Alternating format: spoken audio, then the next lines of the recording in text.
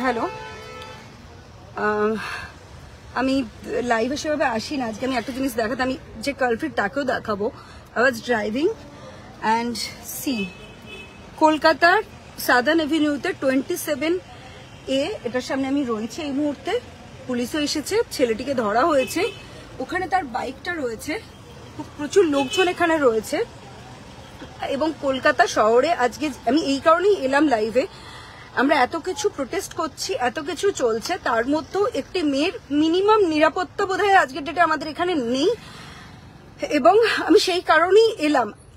বাইকটা আমার গাড়িতে লেদার ওর টাচ হয়েছে হওয়াতে ও এসে আমাকে, আই ওয়াজ ড্রাইভিং, আমাকে এসে নক করে। আমি একটু কাঁচ নামাই এবং আমাকে বলে দরজা খুলতে সাদার্ন এভিনিউতে। ওকে, আমি বলি যে দরজা আমি খুলবো না।